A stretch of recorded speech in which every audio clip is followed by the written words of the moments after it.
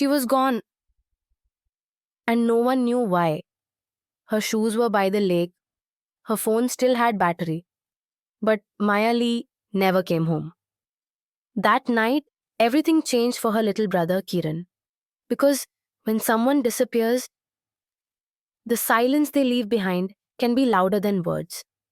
This is the story of a family held together by quiet love, until one daughter's secret life forced everyone to confront the truth they had hidden for years. It's about grief, identity, pressure, and healing. But most of all, it's about the power of finding your own voice. And as you listen, you won't just hear a story, you'll learn English naturally. How?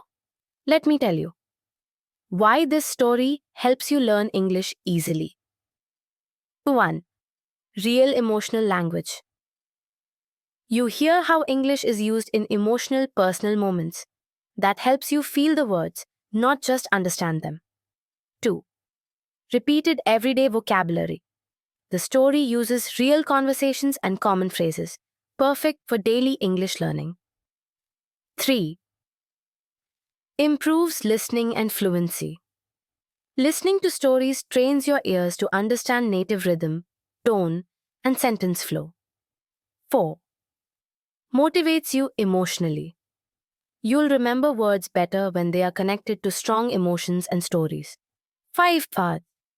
Builds confidence. By understanding this deep story, you'll realize you can learn English through listening. And you're already doing it. So, relax.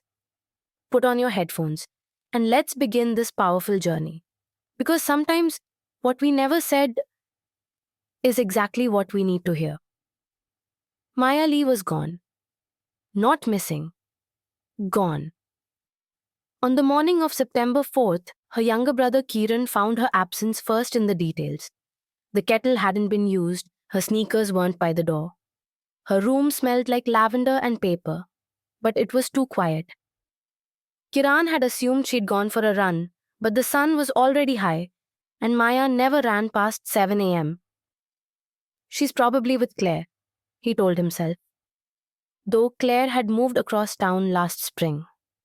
By 10:17 a.m., their mother was calling every name she knew, her voice cracking under the weight of a truth no one wanted to acknowledge. By 3:42 p.m., a police car idled outside their small, lake-facing house in Hardenburg, Ohio. By 6:00 p.m., they found Maya's body floating near the reeds by Carver Lake. No one could explain how she ended up there. Not the neighbors, who'd seen nothing. Not the friends, who swore she was laughing the day before. Not the teachers, who called her quiet but brilliant. Not even her family. Especially not her family. What would you do if someone close to you disappeared and left no clues? Would you start looking for answers? Or bury the questions? The days before Maya was 17, with skin like honeyed bronze and eyes always scanning like she expected the world to shift. Her parents, Thomas and Leon Lee, held tight to her without realizing they were pulling too hard. Thomas wanted her to succeed.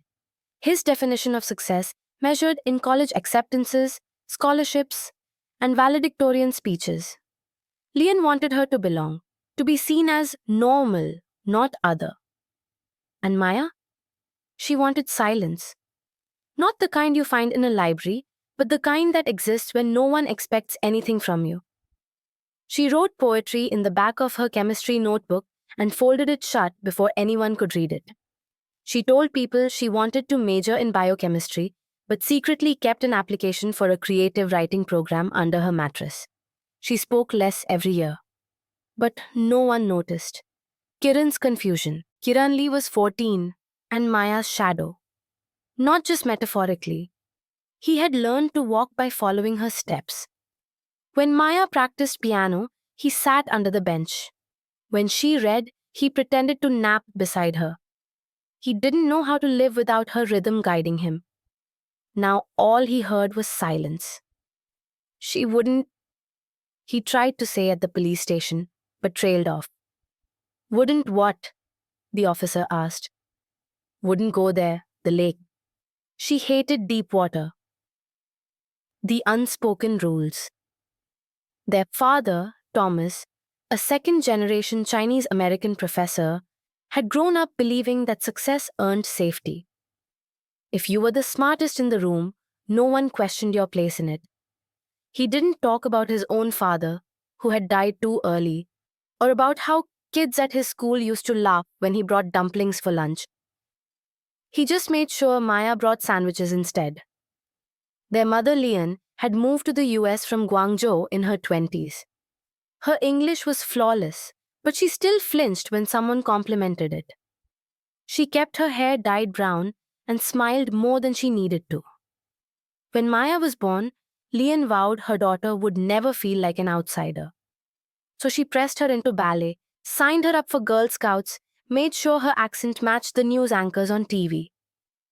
But Maya could never fully fold herself into the world her parents designed.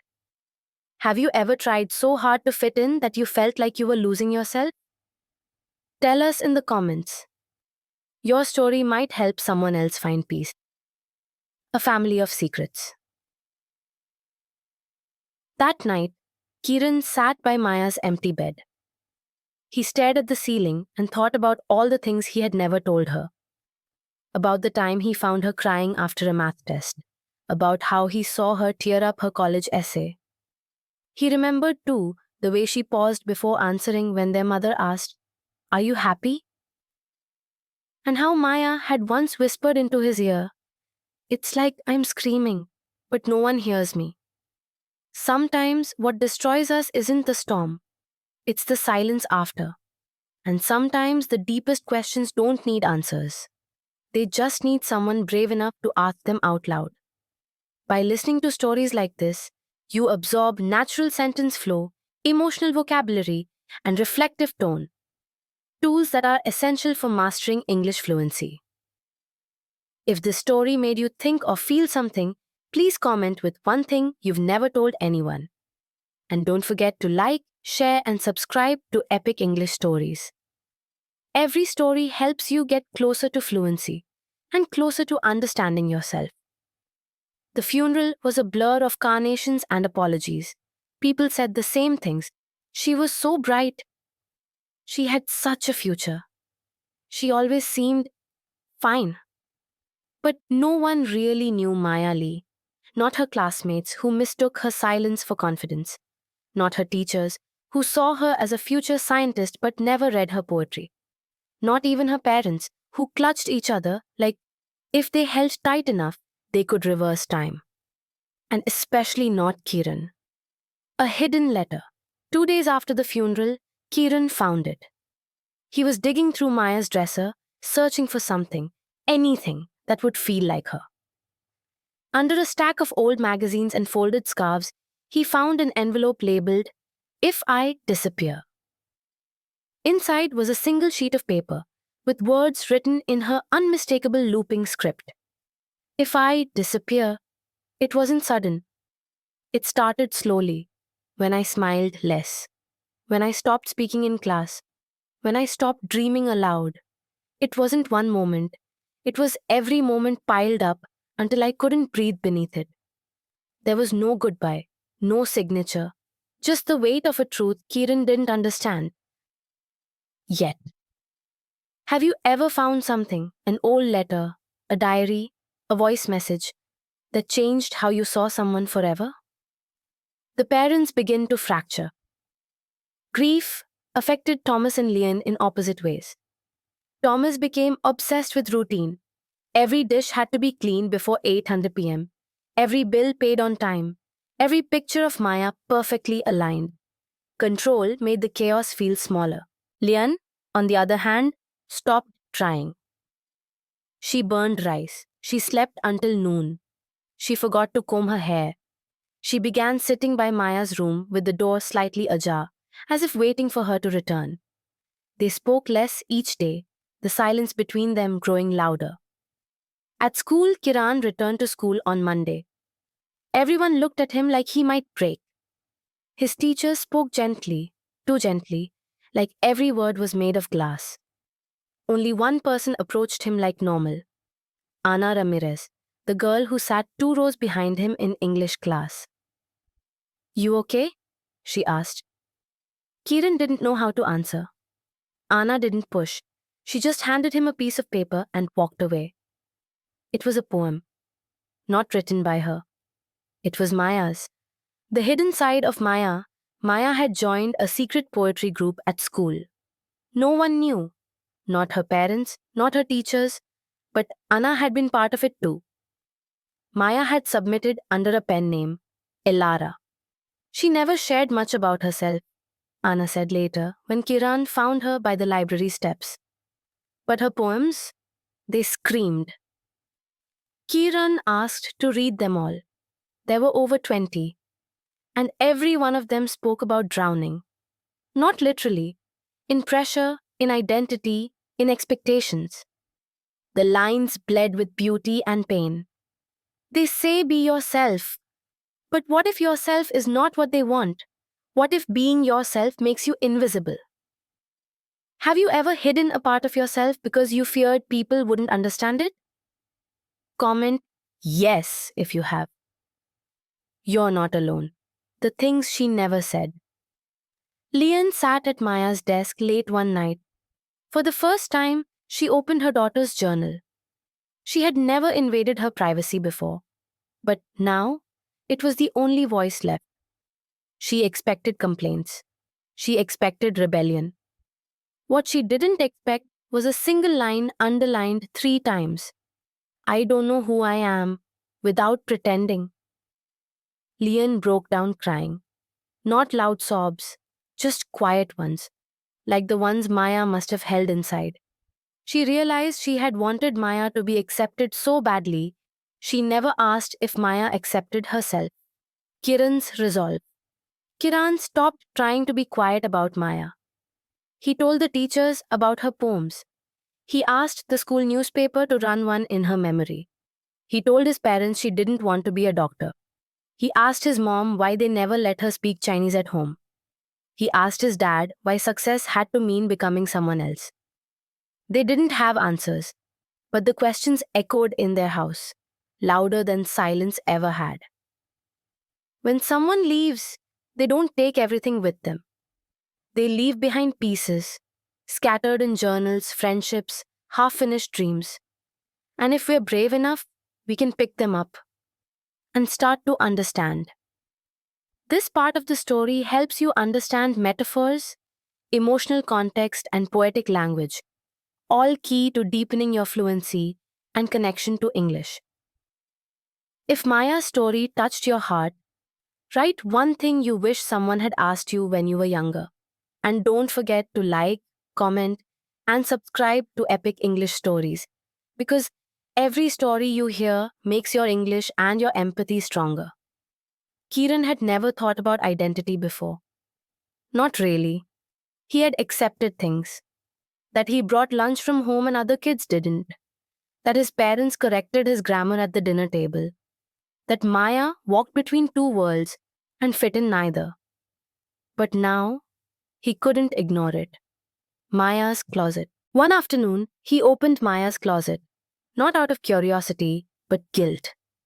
He had avoided it. The scent of her lavender perfume was still there, clinging to the fabric of her cardigans. There, hidden behind a shoebox, was a spiral notebook wrapped in a scarf. On the cover, Maya had scribbled, "Not for reading unless you already know me." Kiran opened it anyway. Inside were pages of short stories. None of them used her name. But every character was a girl trying to be someone else. A girl with two voices, one loud and acceptable, the other quiet and real. And in the margins, Maya had left comments like, "Not strong enough, not brave enough, maybe in another life." Have you ever had two versions of yourself? One you show the world and one you keep hidden? The mother who forgot to listen. Lian stared at her daughter's photo on the fridge. She remembered how Maya used to ask, "Can we just speak Chinese at home sometimes?" And how Lian would say, "It'll confuse you. Better stick to English." She'd meant well. She thought it was protection. Now she saw it for what it was: erasure. She picked up the photo and whispered in Mandarin, Tui Buki. I'm sorry. It was the first time she'd spoken her native language aloud in weeks. The father who measured too much. Thomas sat at his desk, Maya's last report card in his hand. All A's, honors across the board. The kind of transcript he once dreamed of seeing on a refrigerator door. But what did it matter now? He remembered a moment, just one, when Maya had asked him, Do you think I'd make a good writer? And he had said, Writers don't always succeed, sweetheart. Stick with science. He hadn't meant to dismiss her. But now that line replayed over and over. Stick with science, it may forms. Stick with what we think is safe. Stick with what won't disappoint. Stick with pretending. Anna's invitation. Anna invited Kiran to a poetry reading at a local bookstore. We're reading some of Maya's work, she said. You should come. At first, he hesitated. He wasn't sure if he was strong enough to hear her words aloud. But then he remembered. Maya never got to speak out loud. Not fully. So he said yes. That night, the small room filled with quiet people. A girl with glasses read Maya's poem. I wore a mask so long it fused with my skin. Now I don't know where pretending ends and I begin. And for the first time in weeks, Kiran cried. Not because he was sad, because someone, finally, was listening. Have you ever heard someone say the exact words you needed, just when you didn't know you needed them? Share that moment in the comments. Healing isn't linear.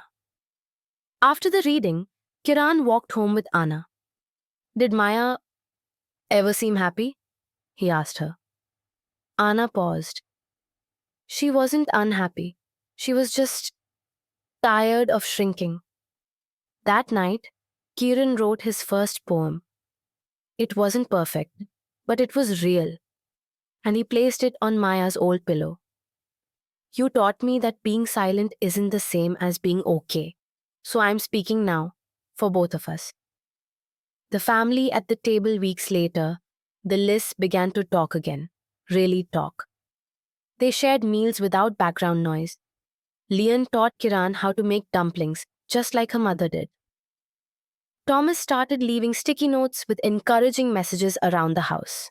They visited Maya's grave every Sunday, not because they had to, but because it felt right to sit and say the things they never said when she was alive. Some people leave this world with unfinished stories, but maybe, if we're brave enough, we can become the last page they never got to write. This story uses deep emotional language, metaphors, and layered dialogue, tools that help you develop not just fluency, but true comprehension and expression in English. If Maya's journey is opening your heart, write a line of your own story in the comments. Let your voice be heard. And don't forget to like, share, and subscribe to Epic English Stories. Because learning a language is also about learning to speak your truth. Kiran once believed grief would get quieter. That after the funeral, after the tears, after the poems, it would fade like fog burning off under sunlight. But now he knew. Grief didn't fade. It just changed shape. Sometimes it whispered. Sometimes it screamed. But it never fully left, a forgotten voice memo. One afternoon, while clearing old files on Maya's phone, Kiran stumbled upon an audio note, dated just 3 weeks before her disappearance. He hesitated, thumb hovering over the play button. Then he pressed it. This is dumb, Maya's voice said softly. But sometimes I feel like I'm just noise, not music, not silence, just something people try to ignore. Maybe if I disappear, people will finally hear me. Not the version of me they want, but the me I buried a long time ago. The recording ended with a sigh. Not a dramatic cry, just tiredness. Have you ever heard someone say something long ago and only now understood what they really meant. A letter never sent in her final notebook, tucked in the very back, Maya had written a letter to herself. Dear me, you tried. You tried so hard to be everything. A good daughter, a smart student, a quiet success. But none of it mattered if you didn't matter to yourself. That sentence stuck with Kiran for days. None of it mattered if you didn't matter to yourself. He read it over and over until he began writing letters of his own. To Maya, to himself, to the version of her he would never meet again. The classroom tribute. With Anna's help, Kiran organized something bold. A silent space in the school library. A corner where students could write letters to the people they missed, to the selves they had hidden. They called it the Echo Wall. Students left notes like, I wish I told you I was proud of you. I miss the sound of your laugh. I'm tired of pretending to. It became more than a tribute to Maya. It became a mirror for the entire school. The day the family spoke the truth. At dinner one night, Leon finally said it. I didn't see her, not really. And Thomas replied, I didn't ask her enough questions. Then Kiran added quietly, we didn't make it safe for her to tell the truth. They were simple admissions, but they shattered a dam of denial. After that, honesty became a ritual. Leon talked about her own childhood, how she felt invisible when she moved to America. Thomas confessed he felt pressure too. Not from his parents, but from the world always watching. And Kiran shared his fear that one day he'd also start disappearing without anyone noticing. What's one thing you wish someone had asked you when you were struggling? Write it in the comments. Your words might help someone else feel seen. The memory box. Instead of sealing Maya away, they built a memory box. Not for trophies or report cards, but for truth. They placed in it her favorite playlist, a scribbled joke she once wrote on a napkin, her poem drafts, a bracelet she made for Kiran, a note from Anna that read, You mattered, always. And every month they added something new, not to forget her, but to continue knowing her, even in absence. Kiran's first performance. Anna convinced him to read at the next open mic. He trembled the entire time. But when he spoke, the words were clear. We always waited for the right time to say the things that mattered. But the right time is always now, before silence settles again. When he looked up, people were crying. And for the first time, so was he. Not out of pain, but release. We don't always lose people in a moment. Sometimes we lose them piece by piece. When we stop listening. When we assume we know them. When we wait too long to ask, Are you okay? But we can bring parts of them back. In truth, in memory, in voice. This story teaches you how emotional tone, symbolism, and repetition work in English. These are advanced tools that help you understand not just words, but meaning beneath them. If you've been touched by Maya's story, don't wait. Share one thought, one memory, or one sentence that you've never said aloud. Write it in the comments. Let this be your echo wall. And remember to like, share, and subscribe to Epic English Stories, because every story you listen to brings your English and your heart closer to fluency. There's a strange thing about grief. Just when you think it has softened, it touches something small, a scent, a song, a sentence, and suddenly the pain returns, raw and sharp, as if no time has passed at all. For Kiran and his family, the 5th month after Maya's passing brought those shadows. But also, strangely, some light. The locked drawer one Sunday. Kiran's father, Thomas, opened a drawer in his study that had been locked for years. Inside were his own journals from college. He handed one to Kiran. Read this, he said, his voice thin. Maybe it will help you understand who I was before I became your father.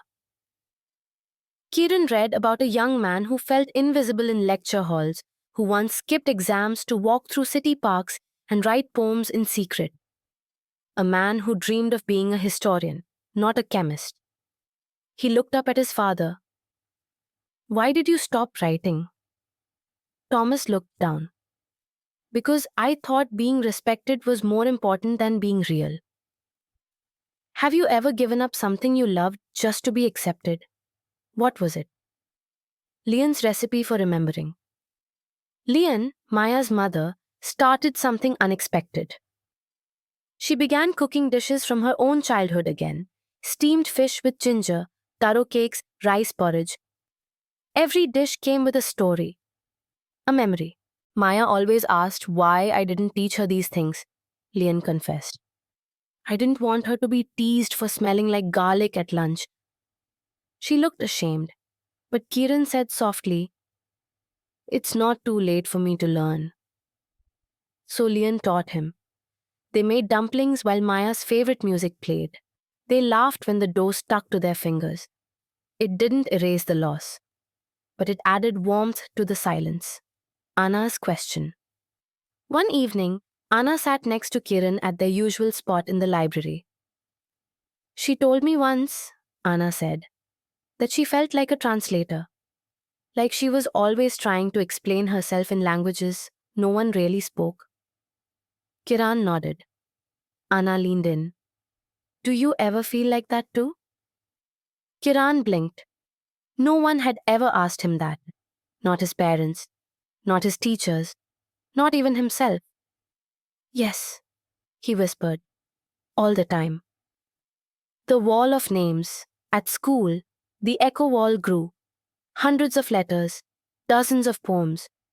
One day, the principal saw it, and to everyone's surprise, didn't take it down. Instead, she created a new space. The wall of names. Every student could submit the name of someone they'd lost. Alongside it, one thing they'd wish they had said. Maya's was the first. Maya Lee. I wish I told you it's okay not to be okay. More names followed. It became more than a wall. It became a conversation. If you could write one sentence on the wall of names, what would it be? Write it in the comments and let someone else feel less alone. Kieran's first essay. For English class, Kieran was asked to write a personal narrative. He titled it, The Things I Thought Were Too Quiet to Matter. He wrote about Maya, but also about himself, about moments he stayed silent when he should have spoken, about the ache of always trying to be normal. And when his teacher returned the paper, she'd written only one thing. This is the most honest thing I've read in years.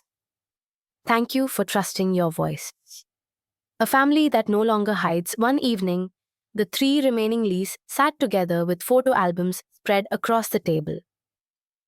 They didn't look away from Maya's pictures this time. They told stories, even the embarrassing ones, like the time Maya wore her shirt inside out to a school assembly. Or how she once cried over a turtle because no one carries a home like that anymore. They laughed. And for a moment, the grief sat quietly beside them. No longer a storm, just a guest. Grief doesn't ask for perfection. It asks for presence, for courage to remember, and the grace to say, I'm still here. And slowly, piece by piece, the lists were becoming a family again. Not like before, but maybe something stronger. Through this story, you're learning how to express vulnerability in English, something that goes far beyond vocabulary. You're absorbing tone, emotion, and cultural context. If you've ever stayed quiet because you thought your words didn't matter, this is your moment. Share your voice in the comments. Be the story someone else needs today. And don't forget to like, subscribe, and share epic English stories. Every word you read, every story you hear brings you closer to English fluency and emotional courage. Spring returned slowly. It crept in through the cracks in windows, painted tree branches green again and warmed the sidewalks where Maya used to walk. But Kiran noticed something strange. As the world outside bloomed, the world inside him felt quieter, not empty, just changed, as if grief, once a storm, had melted into a steady rain that helped something new grow. A message. In the locker. 6 months after Maya's passing, a new student joined their school. Her name was Noor. She had dark eyes, a soft accent, and always carried a notebook. She was assigned Maya's old locker. Kiran watched her open it for the first time. Inside was a folded piece of paper, one that had slipped through a crack behind the shelf. Noor opened it and read aloud, "Be kind. Everyone is carrying something you can't see." It was Maya's handwriting.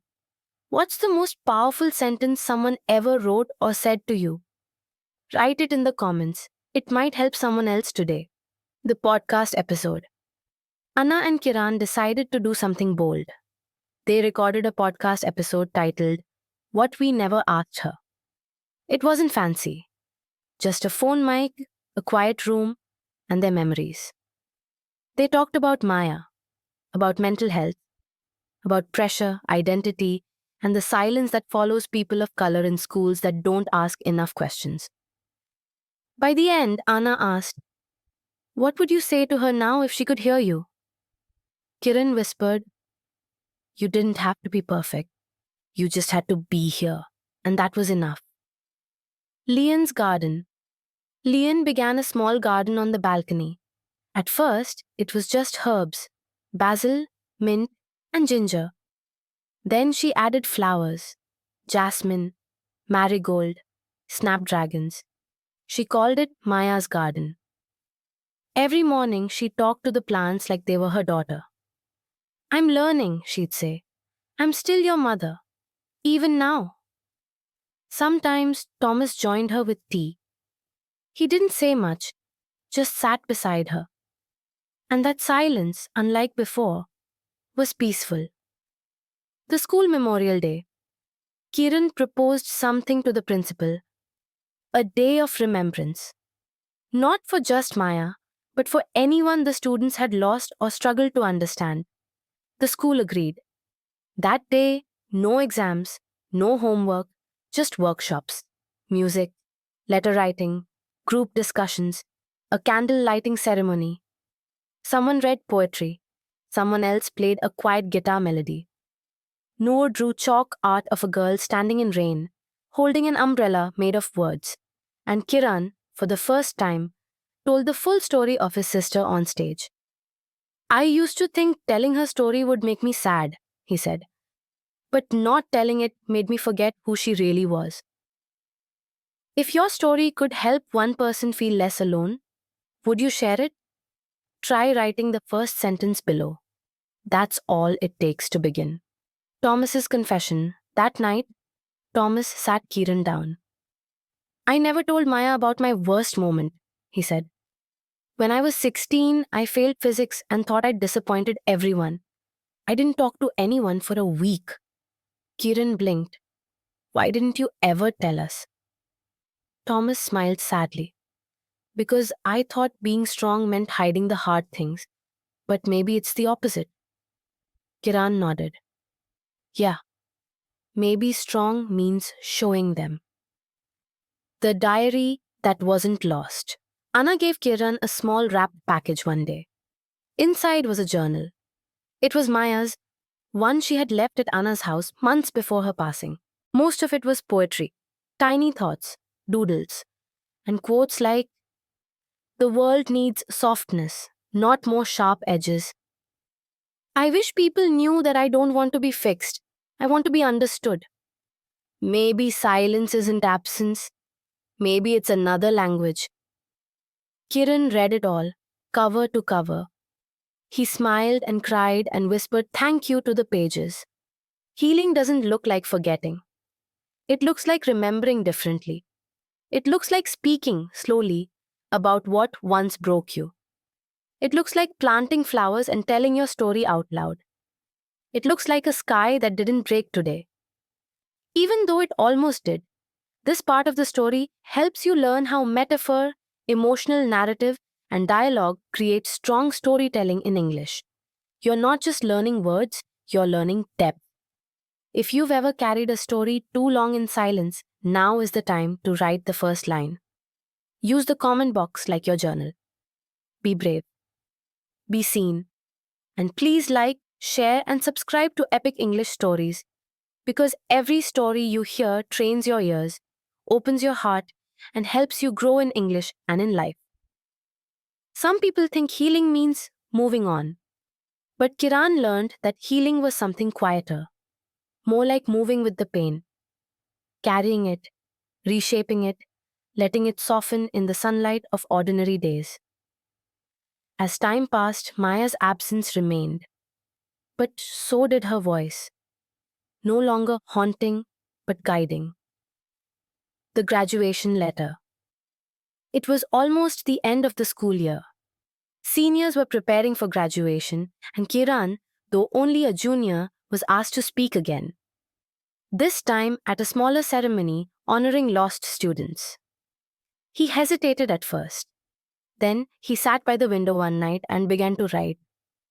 Dear Maya, I know now that I never really listened when you were alive. I listened to your laughter, but not your silences. I saw your grades, but not your stress. And I'm sorry. I talk about you more now than I ever did when you were here. And maybe that's a second kind of presence. Maybe you're still here in the space we finally learned how to speak into. I love you, and I'll keep listening. Always, Kiran. He read the letter out loud at the event. There were tears, but there was also peace. If you could write one letter to someone who shaped you, even in loss, who would it be addressed to? What would be your first sentence? The last conversation, replayed one night, Kiran replayed his last real conversation with Maya in his mind. It wasn't dramatic. They had argued about the dishes. She said he never helped. He rolled his eyes and walked away. He used to hate that memory. But now? Now he understood that love didn't always look graceful. Sometimes it looked like petty fights, late-night apologies, or even silence in the kitchen. Now, instead of shame, he saw humanity. And that made her feel close again. Lian's first story. Lian, Maya, and Kiran's mother had always kept her stories hidden. But one afternoon at the community center, she surprised everyone by signing up to speak at a cultural storytelling event. She told the story of her childhood in a coastal town in southern China, about how she used to write poems in the dirt with her fingers before anyone taught her how to write. She ended by saying, I taught my daughter to be quiet, but now I am learning how to speak because of her. The room was still. Then it erupted in applause. Kiran, in the audience, blinked through tears. The podcast grows. Anna and Kiran's small podcast, once just an audio diary, started gaining listeners. Teenagers from other schools sent in voice messages. One girl said, I played your episode for my dad. He finally understood why I don't want to become a doctor. Another boy wrote, I stopped pretending to be someone else. Your story gave me permission. And one message simply said, Thank you for giving her voice back. Have you ever heard someone tell a story that made you feel seen? Share it, or your own, in the comments. A room rearranged. After months, Maya's room no longer looked frozen in time. The trophies stayed, but so did her sketchbook, now displayed on a shelf. A string of lights was added. A new quilt. A note from Kiran. The room wasn't a shrine anymore. It was a space of memory and movement. A place that breathed again. Sometimes, Kiran studied there. Sometimes, Lian sat there with tea. And sometimes, the window stayed open, just a little, so the wind could come in and stir the curtains like a whisper. The unexpected award. One day, Kiran received an envelope from his school's counseling department. He had won the Voices Unheard award, given to students who made a difference through advocacy. At first, he didn't want to accept it. Maya deserved it more, he told Anna. But Anna replied gently, "You're not taking credit for her, you're carrying her forward." So he stood on stage in a quiet auditorium, accepted the award, and said, "This is not just for Maya. This is for anyone who ever thought being silent meant being safe. You are not alone, and you never were." Healing is not about forgetting. It's about relearning how to remember. With softness, with courage, with space for joy, and sometimes with light. Sometimes the most powerful thing we can say is, "I'm still here, and I remember." Kishin Wong. This part of the story teaches you how to express emotional complexity in English: regret, growth, apology, and transformation. These themes are key in advanced fluency and connection. If you're still carrying a silent story inside you, don't wait. Speak, write, whisper if you must, but let it out. And if this story has touched your heart, like, comment, and subscribe to Epic English Stories. Your voice is part of this journey. Let's grow. Together, 1 year later. The anniversary of Maya's passing arrived quietly. There were no grand ceremonies, just moments. A candle on the windowsill, a jasmine flower tucked in her old book, a pause in the hallway where her laughter once echoed, the family table. That evening, the family sat down for dinner: Lian, Thomas, and Kiran. They used to avoid eating together. It reminded them too much of the empty chair. But this time, something was different. Lian served Maya's favorite dish, ginger chicken with rice. "I hope it's not too spicy," she said with a shy smile. Thomas laughed. "Maya used to drown it in chili anyway." Kiran added, and then regretted 5 seconds later. For the first time, they all laughed, not to forget her, but because they remembered her fully, flaws and all. What's a meal, a song, or a scent that instantly brings someone you miss back into your heart? Share it in the comments. Anna's farewell. Anna received a scholarship to study journalism at a university across the country. On their last walk together, Kiran asked, "Are you scared?" Anna nodded. "Yeah, but also ready." Kiran looked at her. "I don't know what I would have done without you this year." She took his hand. "You would have made it, because you're not the same person anymore." Before she left, she gave him a small gift, a silver pen with the words, "Your voice matters," engraved on the side. Letters to Maya. Kiran began writing letters to Maya, not to get answers, but to stay connected. He kept them in a blue journal. "Dear Maya, I saw a girl today who reminded me of you. Same way of brushing hair from her face when she's nervous. I wanted to say hi, but I just smiled. I think you'd be proud of Mom. She's writing again. And Dad." He finally started listening to music in the car. Weird, right? "I miss you. But I'm okay. I hope you are too." Sometimes he left pages blank, as if waiting for her to write back. Try writing a short letter, even just 2 lines, to someone who isn't here anymore. It could be someone you lost, or someone who changed your life. Post it below. You never know who needs to read your words. The workshop. Kiran was invited to speak at a teen mental health workshop. At first, he almost said no. But when he walked into the room and saw 10 young people, some awkward, some nervous, all listening, he remembered how he used to be one of them. He started by saying, "I thought silence kept me safe, but it kept me stuck. Talking didn't solve everything, but it helped me breathe again." Someone in the back cried quietly. Someone in the front took notes furiously. After the session, one girl hugged him and whispered, "Thank you. I've never heard a boy talk like that before. The photo album, Leon finally opened the dusty photo album on the top shelf. She expected to cry, but instead, she smiled.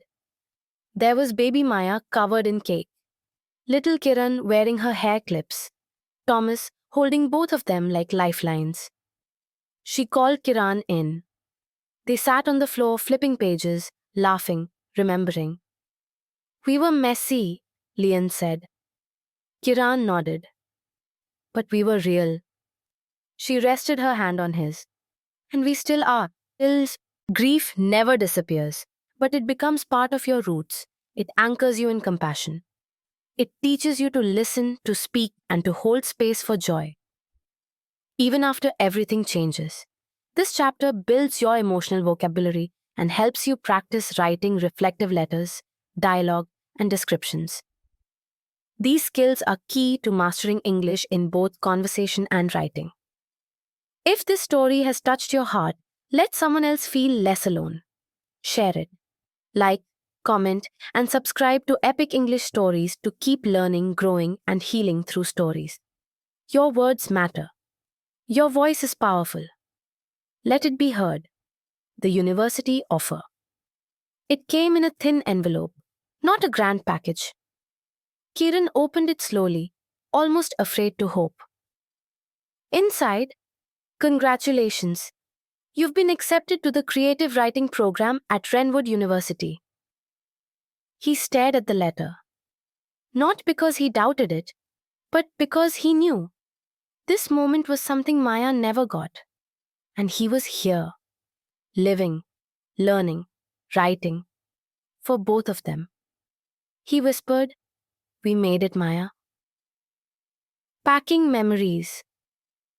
As Kiran packed for college, his mother quietly placed a small bundle on his bed. Inside, one of Maya's bracelets, a family photo, a notebook with blank pages, and a single sheet of lined paper that read, "Your story matters. Use your voice. Love. Mom." For a moment, he couldn't breathe. Then he smiled and placed it gently into his suitcase, on top of everything else. If you had to leave home tomorrow, what 3 personal items would you take to remind you of who you are? Thomas's drive. Thomas volunteered to drive Kiran to college. The road stretched endlessly. They passed mountains, lakes, and silent moments. At one point, Thomas said, "I never told you this, but when you were 6, you used to sit on Maya's bed and read her stories you made up." Kiran blinked. "I don't remember." Thomas smiled. "She always said, he's going to be a writer one day." That evening, as they reached the campus, Kiran whispered, "She believed in me even before I did." The roommate. Kiran's new roommate, Devin, was cheerful, chaotic, and completely unbothered by emotion. "So, what are you writing about?" Devin asked. Kiran hesitated, then said, "Grief, family, memory, everything I never got to say." Devin raised an eyebrow. "Damn, that's deep. Want to grab tacos?" Kiran laughed for the first time that day. Sometimes healing comes from unexpected friendships. The first class. On the first day of creative writing, their professor asked, "What's a story only you can tell?" Kiran sat in silence, then slowly wrote on his paper. It starts with a sister and ends with a voice that finally learned how to speak. That night, he began his first story for class. The title, "The Silence Between Us." What's the title of a story only you can write? Share it in the comments below. A message from Anna. One day, Kiran received a voice note. Anna's voice. "Hey, I just wanted to say, I miss our conversations. I'm writing too. You were right. Writing doesn't fix everything, but it helps me breathe. Keep going, Kiran. You're making her proud. He smiled and saved the message. The campus bench. There was a quiet bench beneath a tree where Kiran often wrote. One evening, he left something behind on purpose. A note that said, "If you're carrying silence, speak. If you're carrying grief, write. You're not alone." A few days later, he came back. The note was gone. In its place, a new one. "Thank you. I really needed this. Whoever you are, thank you." Moving on doesn't mean letting go. It means walking forward with the memories that made you and becoming the person your pain shaped you to be. This chapter teaches subtle emotional expression, letter writing, and reflective narrative structure, important for storytelling, journaling, and real life English communication. Have you ever found healing in unexpected places, letters, memories, or friendships? Tell us below. And if this story speaks to your soul, don't keep it to yourself. Like, comment, and subscribe to Epic English Stories. We grow stronger, one story at a time. A new beginning, spring arrived on campus with blooming cherry trees and students stretched out on the grass. Kiran walked past them, holding a folder. Inside, his first completed manuscript. Not an assignment, a story. His story. The Silence Between Us by Kiran Lee. He was going to submit it to a national young writers contest, not for the prize, but because he finally had something to say. The reading, his professor invited him to read an excerpt at the campus literary night. He stood in front of strangers, lights hot on his face. His voice trembled at first, then steadied. My sister never got a second chance, but she gave me mine. We were raised in a house of whispers, and I spent years afraid of my own voice. But silence is not safety, and writing is not about perfection. It's about remembering, feeling, healing. When he finished, the room was quiet. Then a single clap, then another, then a standing ovation. He saw tears, smiles, and one girl hugging her journal. He had reached them. Have you ever shared something scary and found out others needed to hear it too? Share your experience in the comments. A visit home. That summer, Kiran went home. The house felt smaller, but warmer. Lian had turned Maya's room into a quiet reading space. Not to erase her, but to honor her. She kept the posters, the books. Even Maya's scrawled note on the mirror, "Be your own storm." Over dinner, Thomas said, "You're different now." Kiran replied, "I'm not afraid anymore." Lian nodded. "You're becoming who she always saw." The last letter. One night, Kiran sat at Maya's desk. He opened his journal and wrote one last letter.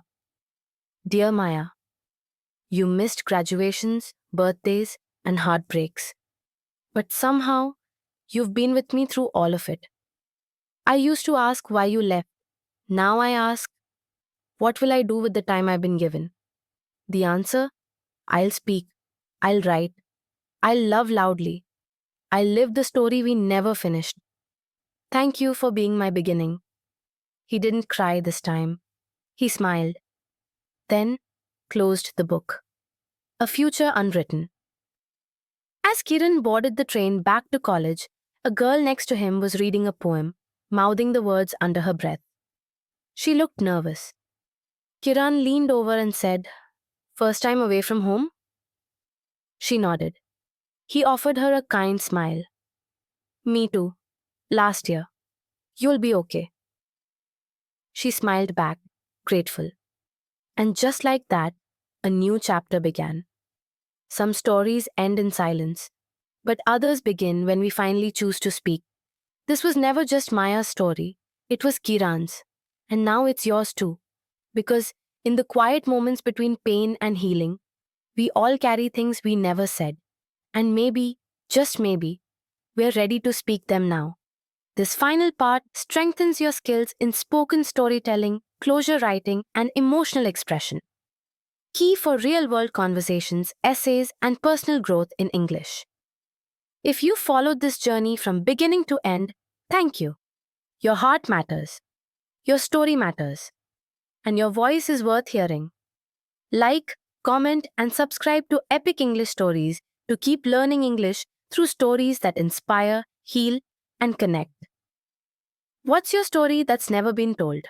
We're listening.